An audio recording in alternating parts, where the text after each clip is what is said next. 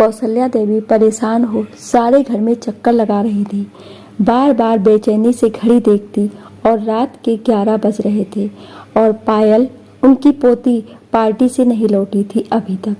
अंदर जाकर घर में देखती तो उनका बेटा, बहू, भरत और विधु अपने कुछ दोस्तों के साथ हंसी मजाक में लगे थे। खाने पीने के दौर चल रहे थे। किसी को कोई फिक्र ही नहीं थी जवान बच्ची कब घर आएगी, कहाँ गई है। एक आध बार पहले उसने कुछ टोकना चाहा भी था, पर भरत ने उसे चुप करा दिया था, ये कहकर कि अम्मा, जमाना बहुत आगे बढ़ चुका है, आप अपनी दकियानूसी बातें न किया करें। कौशल्या देवी भी क्या करें, जब से उनके पति की मृत्यु हुई बिल्कुल अकेली हो गई थी। बच्चों की आधुनिक दुनिया में खुद को एकदम अनफिट सा पाती। बहुत चाहती कि टोका टाकी ना करूं, पर देखती आंखों जीती मक्खी भी तो नहीं निकल जाती। पायल 12 बजे लड़खड़ाते कदमों से घर में घुसी। देखा दादी चौकीदार बनी उसकी राह देख रही हैं। बुरा सा मुंह बना के वॉशरूम में घुस गई। जब बहुत देर वो निकली ही नहीं, कौशल्या समझ गई उससे कुछ भी कहना बेकार है। 2-4 उल्टे वो भी सुना देगी उन्हें। मन मार के मुंह पर चादर लपेट वो सोने की कोशिश करने लगी। वक्त यूं ही आगे सरकता जा रहा था। कौशल्या देवी ज्यादातर समय पूजा पाठ में, सत्संग में बिताने लगी थी। एक दिन सभी बहुत दिनों बाद डाइनिंग टेबल पर एक साथ इकट्ठे हो खाना खा रहे थे। हंसी खुशी का माहौल था कि अचानक पायल को वोमिटिंग सी महसूस हुई। वो घबरा के भागी वॉश बेसिन तक। भरत पहली बार गुस्सा हुए विधु पर। पता नहीं ये लड़की सारा दिन कहाँ गर्मी में घूमती फिरती है, बदहजमी हो गई है लगता है, किसी डॉक्टर को दिखाओ इसे। विधु ने अपनी दोस्त और फैमिली डॉक्टर रूपा को झट बुला लिया। डॉक्टर रूपा ने उससे शिकायत की, अरे बेटी की शादी कर दी और हमें बुलाया भी नहीं, क्या? विधु जैसे आसमान से जमीन पर गिरी, ऐसा क्यों बोल रही हो? डॉक्टर रूपा हंसते हुए बोली, तुम नानी बनने वाली हो। विधु का सारा शरीर पसीने पसीने हो गया। उसने रूपा से गिड़गिड़ाते हुए कहा, तू मेरी अच्छी सहेली है, प्लीज इस बात को सीक्रेट रखना। अभी कोई तरीका बता इससे छुटकारा पाने का। रूपा ने कहा, काफी एडवांस स्टेज है, एबॉर्शन नहीं हो सकता अब, एक ही तरीका है अब, तू इसे लेकर कहीं दूर चली जा, डिलीवरी के बाद आ जाना, तब तक यहाँ कोई भी बहाना बना देना। रूपा ने बताया, उसकी एक जान पहचान की डॉक्टर है जम्मू के एक गांव में, वहाँ चले जाना, मैं बात कर लेती हूँ उनसे। विधु पर कोई ऑप्शन नहीं बचा था। इसके अलावा कुछ समय के लिए वो बेटी पायल के साथ वहाँ चली गई। घर में सब जान गए थे, घर की इज्जत आबरू बचाने का अब शायद यही विकल्प बचा था। जम्मू के जिस गांव में वो आकर ठहरी थी, वो शहर से दूर एक बहुत सुंदर गांव था। चारों ओर का प्राकृतिक सौंदर्य मन में अलौकिक शांति प्रदान करता था, पर दोनों की मना स्थिति इस समय ऐसी थी कि बिल्कुल चुपचाप रहती। कई दिन निकल जाते, वो आपस में बात भी न करती, जैसे एक दूसरे से नजरें चुराती। कहाँ पायल इतनी चुलबुली और शरारती, और अब जैसे हंसना बोलना सब भूल गई हो। विधु भी बहुत उदास परेशान रहती। रह रह के उन्हें अपनी सास कौशल्या देवी की हिदायतें याद आती और बिना रुके आंसू उनकी आंखों से बहते जाते। मैंने उनका कितना अपमान किया, उन्होंने मुझे लाख समझाया, पर मेरे कानों जू न रेंगी। शायद भगवान मुझे इसी बात की सजा दे रहे हैं। उधर पायल भी इस गिल्ट में जी रही थी कि उसने दादी की बात कभी नहीं सुनी। उसे दादी ओल्ड फैशन, पकाऊ और कितनी बोरिंग लगती थी। काश कभी उनकी बात मान लेती तो आज इस मुसीबत में ना फंसती। जब भी उसे अपने बॉयफ्रेंड का ध्यान आता, गुस्से से उसकी मुट्ठियां फिस जाती। कितना धोखेबाज था वो, इतनी मीठी बातें कर मुझे फंसा लिया और बाद में साफ बच निकला, पाखंडी कहीं का। काश माँ ने कभी मुझे समझाया होता कि जवान होती लड़की को क्या सावधानियां रखनी चाहिए, किनसे मिलना या नहीं मिलना है। कभी भी मुझे रोकती तो आज ये दिन ना देखती। उसे अपनी माँ से नफरत सी होने लगी थी। ऐसे ही करते करते कुछ माह निकल गए और एक दिन उसे लेबर पेन शुरू हो गए। बड़े कष्टों से उसके नॉर्मल डिलीवरी से बेटा पैदा हुआ। बहुत सुंदर प्यारा बच्चा था वो। और एक खास बात, उसके सीधे हाथ में 6 उंगली थी जो उसे सबसे अलग ही करती थी। नजर भर के देख भी ना पाई थी कि उसकी माँ बच्चे को लेकर वहीं किसी मंदिर की सीढ़ी पर रखाई थी, उसे बिल्कुल मुंह अंधेरे। बहुत रोई वो अकेले में, लेकिन मजबूर थी। नहीं जानती थी कि ये रोना अब उसकी किस्मत बनने जा रहा था। अपना दिल का टुकड़ा अनजान जगह छोड़ते हुए उसका दिल फटा जा रहा था, पर वो लाचार थी। ये कभी कभी हम जिंदगी में इतने मजबूर कैसे हो जाते हैं। कल तक की मस्त बिंदास लड़की रातों रात जैसी बड़ी बूढ़ी हो गई थी। उदास सी, खोई खोई सी, हर वक्त अपने ख्यालों में गुम रहती। अब वो यूं तो उसने अपनी पढ़ाई फिर शुरू कर दी थी, पर उदासी और उसका साथ अब चोली दामन का सा हो चुका था। ग्रेजुएशन पहले ही कर चुकी थी, अब बीएड कर रही थी। उसके पिता उसकी माँ पर जोर डालते ही कि अब उसकी शादी जल्दी करवा देते हैं, सब भूल भाल के अपनी गृहस्थी में रम जाएगी। अच्छा लड़का मिलता भी कहाँ है जल्दी। फिर जल्द ही एक सुयोग्य लड़के के मिलते पायल के हाथ पीले कर दिए गए। वो लगभग बिना विरोध किए एक कठपुतली सी बन के रह गई थी। ससुराल में बहुत बड़ा संयुक्त परिवार था। वहाँ भरत और विधु ने जी खोल कर पैसा लगाया था। कुछ तो था भी उन पर, और कुछ इस बात से कि इस पैसे की चकाचौंध में वो लोग उनकी बेटी को कुछ ना कह सके, अगर कभी कुछ जान भी लें तो। पायल हर समय डरी सहमी सी रहती और सब समझते कि लड़की बड़ी शालीन संस्कारी है। पैसे का घमंड तो बिल्कुल छू के भी नहीं गया था उसे। पायल की शादी को काफी समय हो चला था, पर वो सामान्य न हो पाती। उसके मन में हर पल अपने किए गलत काम का एहसास रहता और वो डरी डरी सी रहती। उसकी जेठानियां, ननद, देवर उससे मजाक करते, हंसी ठिठोली करते, पर वो फीकी सी मुस्कान से ही उनसे बात करती। एक दिन उसकी जेठानी ने उसके पति को घेर लिया। क्यों देवर जी, हमारी देवरानी को कहीं घुमाने नहीं ले जाते? आप देखिए कितनी बोर होती रहती है वो। सुनील उसके पति हंसते हुए बोले, अरे आप ही समझाओ अपनी देवरानी को, ये जहाँ हुक्म करेंगी बंदा जाने को तैयार है। आप शायद हनीमून पर भी तो नहीं गए हैं अभी तक। चलिए इस बार पहले जम्मू वैष्णो माँ के दर्शन करने जाइए, फिर श्रीनगर। उनकी भाभी ने कहा। जम्मू का नाम सुनते ही पायल डर से पीली पड़ गई। नहीं, मुझे कहीं नहीं जाना, वो बौखलाई सी बोल पड़ी। उसका इस तरह रिएक्ट करना बड़ा awkward था सबके लिए, पर बात आई गई हो गई। पायल अब ज्यादा असहज रहने लगी थी। कभी कभी सुनील को शक होता उस पर कि ये मुझसे शादी तो करना चाहती थी या इस पर दबाव डाला गया था। एक दिन सीधे उन्होंने पायल से ही पूछ लिया, सच बताओ पायल, तुम किसी और को चाहती थी ना? पायल घबरा गई। नहीं, आप ऐसा क्यों कह रहे हैं? मुझसे कोई गलती हुई? नहीं, तुम खुश नहीं लगती हो ना, इसलिए बस। वो भी कुछ गंभीर स्वर में बोले। पायल जबरदस्ती मुस्कुराने का प्रयास करने लगी। गलत कहाँ कह रहे थे वो, अपना स्वाभाविक व्यवहार कहाँ कर पा रही थी वो। अब तो पायल की सास को भी उससे शिकायतें होने लगी थी यदा कदा। कब दादी बनाओगी हमें? शुरू में पूछे गए ये प्रश्न हंसी मजाक से कब के तानों में बदल चुके थे। सुनील और पायल के सारे टेस्ट नॉर्मल थे, पर भगवान पायल की गोद न भरते। धीरे धीरे घर में लेडीज ने कानाफूसी शुरू कर दी। बांझ है ये तो, उसके कानों में नस्तर बन चुकते ये शब्द। मन करता चीख चीख के सबको बता दूं, मेरे इतना प्यारा बच्चा हुआ था, पर बेबसी में सिर्फ आंसू घोट के रह जाती। उसे भगवान का न्याय समझ न आता। जब कुछ पता भी ना था तो कुंवारी कन्या को माँ बना दिया। आप एक बच्चे को तरस रही हूँ और मेरी झोली खाली है। वाह रे विधाता, तेरे खेल निराले। सुनील पर उसके माँ बाप एक बच्चे के लिए लगातार दबाव बना रहे थे। उधर पायल की उदासीनता उसे परेशान किए थी।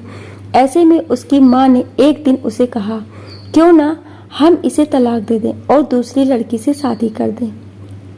सुनील अवाक रह गया। नहीं माँ, ऐसे कैसे कर सकते हैं? क्यों? कह देंगे चरित्रहीन है लड़की, किसी के चक्कर चल रहा है। अब क्या इसके लिए तू बेऔलाद रहेगा जिंदगी भर? माँ ने तलखी से कहा। सुनील निरुत्तर हो गया। उसके अपने मन में भी पायल के लिए चल रहे संदेश जैसे गहरा उठे। पायल ने ये सब सुना तो पत्थर की बन गई। अब यही सुनना बाकी रह गया था बस। वो न रोई न गिड़गिड़ाई, चुपचाप जहाँ कहा साइन कर दिए। 1 साल की सामान्य प्रक्रिया से उन दोनों का तलाक हो गया। पायल बहुत ज्यादा दुखी नहीं हुई। डर डर के जीने से अच्छा है आजाद रहे। वैसे भी वो जिंदा लाश ही थी। जिंदगी के सारे रंग उस घटना के बाद जैसे जुदा हो गए थे। घर में भी उसके माँ बाप बूढ़े हो गए थे। उन्होंने उसे उसके हाल पर ही छोड़ दिया था और वो फिर से अपनी पढ़ाई पर ध्यान देने लगी। कहीं जॉब कर लूंगी और माँ पापा पर बोझ न बनूंगी, ये सोच वो मन ही मन योजनाएं बनाते रहती। पायल ने कई जगह जॉब के लिए अप्लाई कर रखा था। छोटे बच्चों को ट्यूशन तो वो पढ़ाने ही लगी थी। अपने घर में ही सारा दिन पढ़ने पढ़ाने में व्यस्त रहती। बच्चों की संगति उसे बहुत अच्छी लगती। उनकी मीठी मीठी बातें उसके दिल का दर्द हर लेती और जब वो उनके बीच होती बिल्कुल बच्चा ही बन जाती। कभी कभी खिलखिला के हंसती भी थी वो। उसे खुद आश्चर्य होता कि क्या ये वो खुद ही है। जब से वो हादसा हुआ था शायद पहली बार वो इतना खुश रहने लगी थी।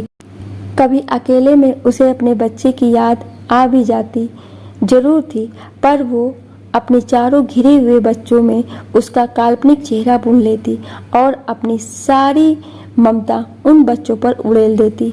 बच्चों की वो बहुत चहेती बन गई थी। उनके पेरेंट्स शुरू में तो खुश होते, ये अच्छी टीचर है जो इतना वक्त देती है, पर जब बच्चे उसके पास से लौट के ही ना आना चाहते तो वो शक करती कि ये मैडम कोई जादू तो नहीं करती हमारे बच्चों पर।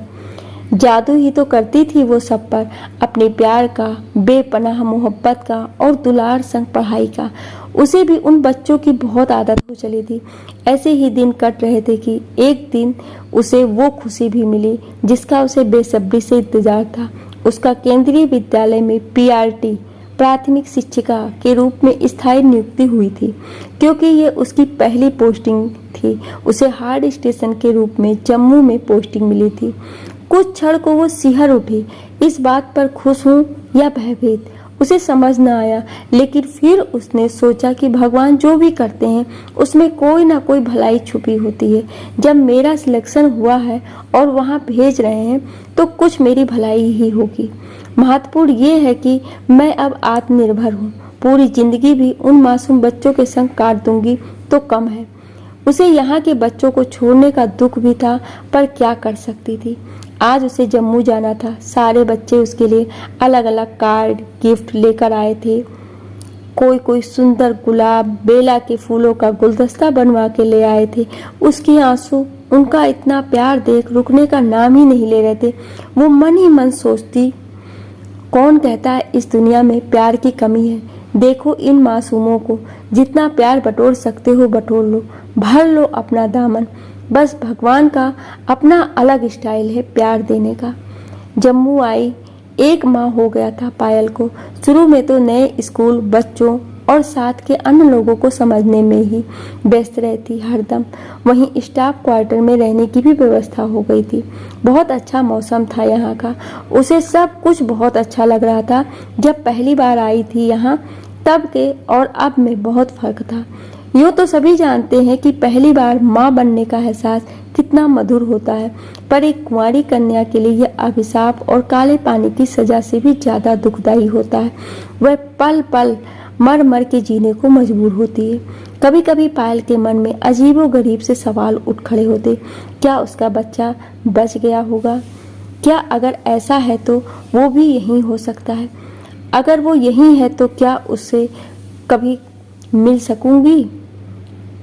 प्रश्नों की झंझावत में मन डोलने लगता और वो बेचैनियों के भंवर में डूबती उतरती रहती। कई बार मन छोटे बच्चे सा मचल जाता उसका अपने बेटे को एक झलक देखने को।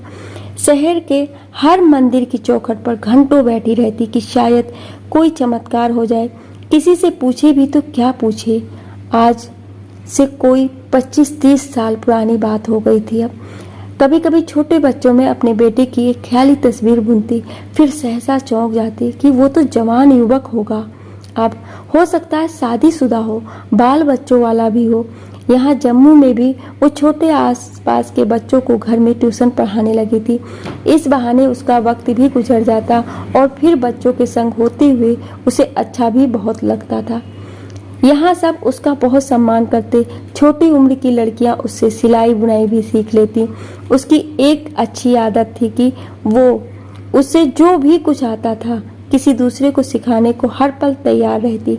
इसी तरह उसके दिन मजे में कट रहे थे। बस एक ही मलाल रहता मन में कि कभी वो अपने बेटे को मिल पाएगी इस जन्म में या नहीं। पायल को छोटे बच्चों का साथ बहुत भाता था, इसलिए वो जानबूझकर पहली दूसरी कक्षा ही अपने पास रखना चाहती। कितनी ही बार उसका प्रमोशन आया, पर वो ना तो बच्चों को और ना ही जम्मू को छोड़ना चाहती थी। उसका लंबा अनुभव, बच्चों के संग इतना अच्छा व्यवहार देख कोई भी इस बात पर ऑब्जेक्शन नहीं कर पाता था। कई बार उसे बेस्ट टीचर अवार्ड से भी नवाजा गया था। उसके लिए तो इन प्यारे बच्चों के साथ से बढ़कर कोई अवार्ड नहीं था। उस दिन बहुत बारिश हो रही थी। बच्चे अब स्कूल आ चुके थे तो रेनी डे भी कैसे घोषित होता।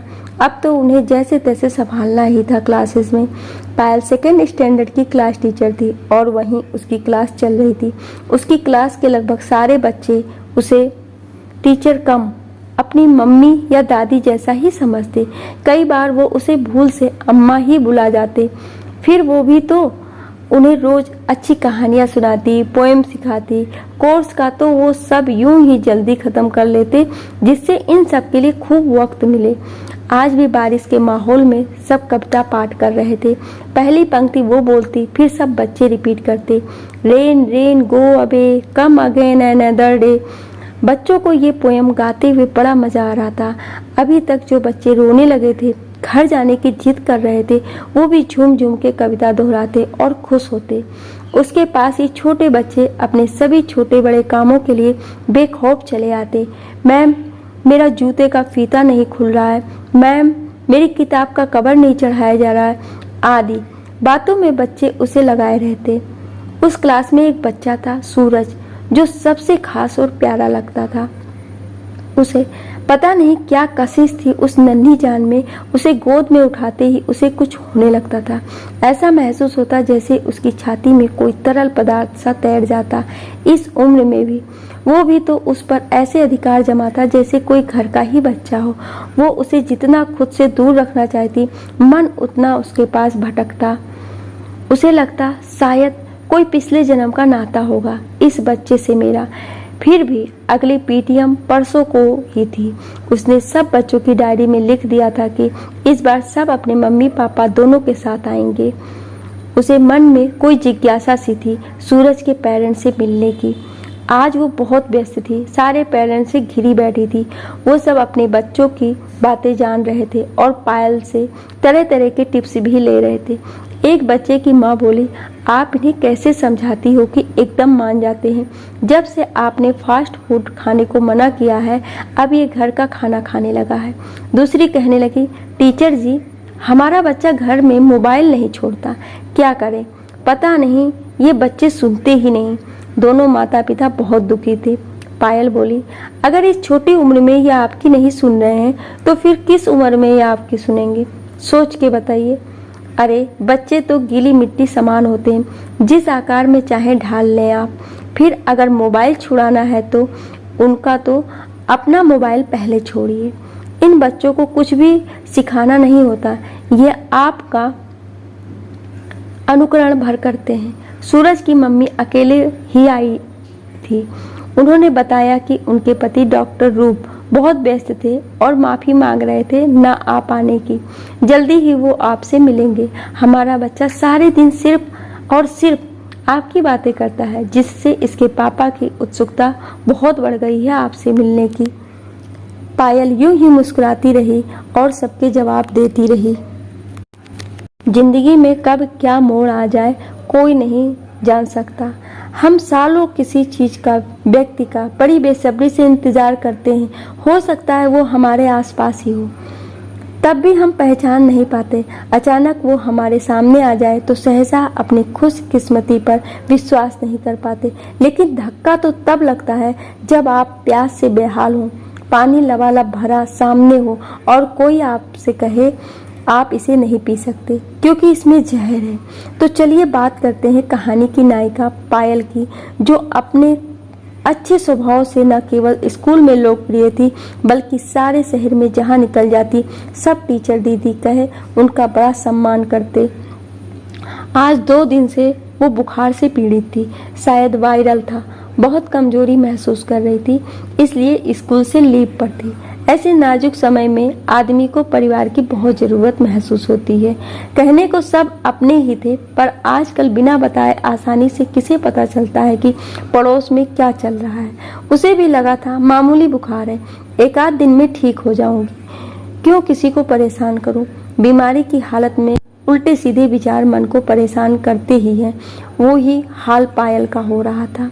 क्या वाकई में मेरी युवावस्था में की हुई भूल एक गलती मात्र थी, या फिर वो कोई गुनाह था जिसकी माफी मुझे इस जन्म में नहीं मिलेगी। आज वो खुद ही वकील और जज बन चुकी थी। एक और वो सोचती इस उम्र में अक्सर ऐसी गलती हो जाती है, पर उसकी इतनी बड़ी सजा, क्या ये न्यायोचित है? गलती, इसे गलती कहते हो? किसी मासूम को जब पालना ना हो तो पैदा कर किसके हवाले छोड़ा था? दूसरी तरफ आवाज आती है, मैं मजबूर थी, खुद निर्णय नहीं कर सकती थी, मेरे घर वालों के निर्णय ही मानना था तब। घर वालों को ना घसीटो बीच में, अपने कर्मों का फल हमें खुद ही भुगतना पड़ता है। अभी ये अदालत ना जाने कितनी देर चलती। वो तो तभी किसी ने दरवाजा खटखटाया। उसने कमजोर स्वर में कहा, कौन है? अंदर आ जाओ। उसके सामने एक लंबा गौर वर्ण बहुत खूबसूरत व्यक्ति खड़ा था।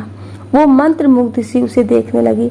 अभी कुछ समझ पाती कि वो कौन है, इतने में सूरज दौड़ते हुए आकर उससे लिपट गया। ओह, तो आप सूरज के पापा डॉक्टर रूप हैं। वो सामान्य हुई।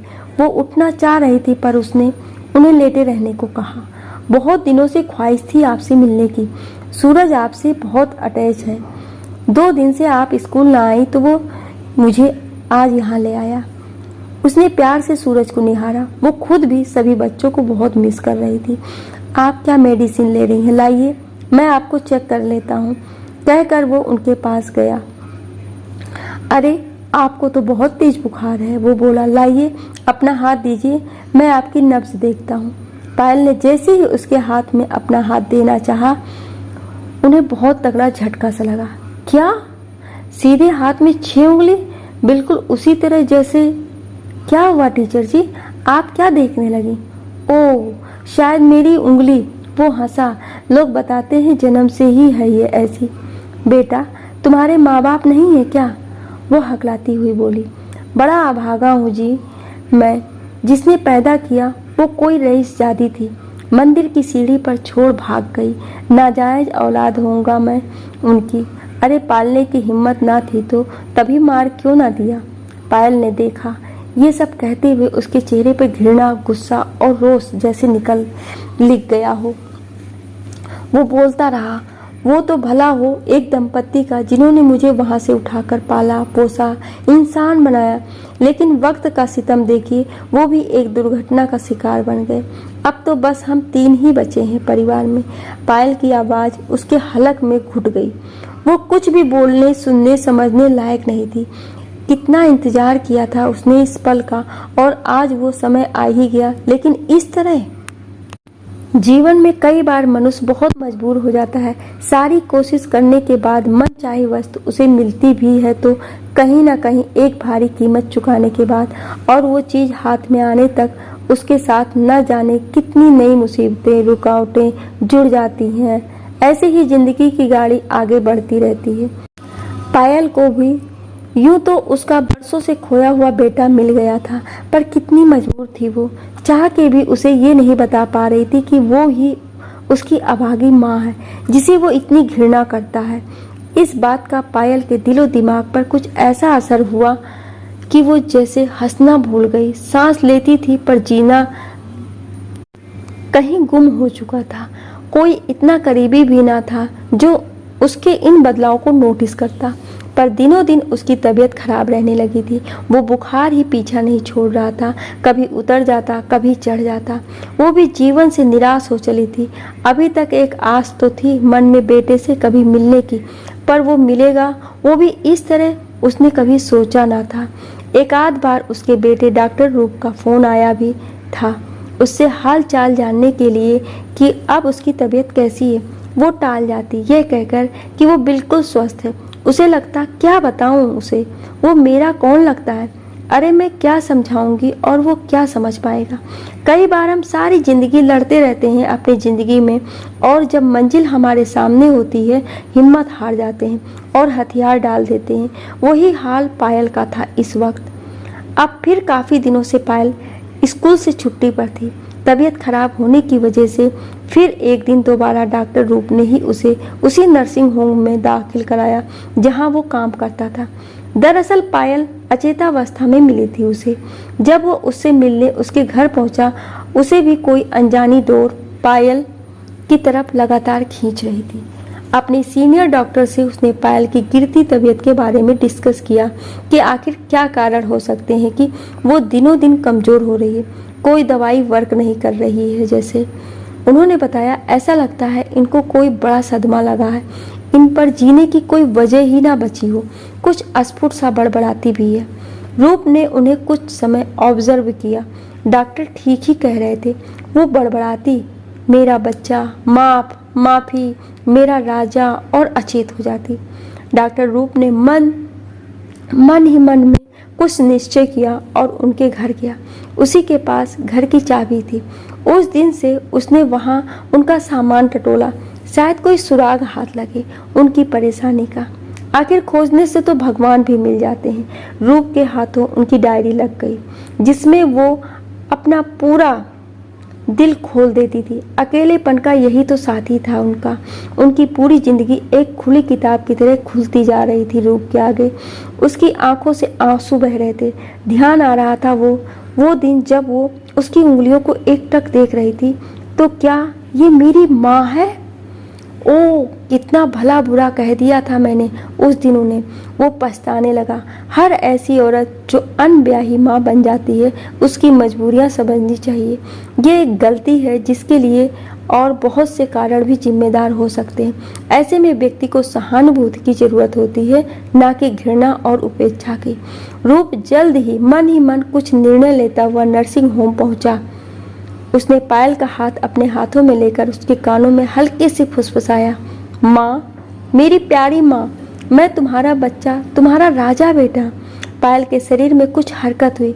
बार बार ये सुनकर धीरे धीरे उसकी बेहोशी टूटी और रूप को अपने सामने देख, उसे इस तरह से प्यार से माँ पुकारते देख उसकी निर्जीव प्राय शरीर में मानो किसी ने प्राण फूंक दिए। बहुत जल्द अब वो स्वस्थ होने लगी। सब आश्चर्यचकित थे कि ये क्या जादू हुआ है उस पर। और वो एक तरफ रूप उसकी बहू और दूसरी तरफ सूरज उसका प्यारा पोता को देख देख निहाल उठती। उसे जैसे सारे जहाँ की खुशियाँ मिल गई थी। अब सच ही कहा है किसी ने, भगवान जब देते हैं तो छप्पर फाड़ के देते हैं। आपको ये कहानी कैसी लगी हमें कमेंट करके ज़रूर बताएं, और ऐसी ही कहानियाँ सुनने के लिए हमें सब्सक्राइब ज़रूर करें। Thank you.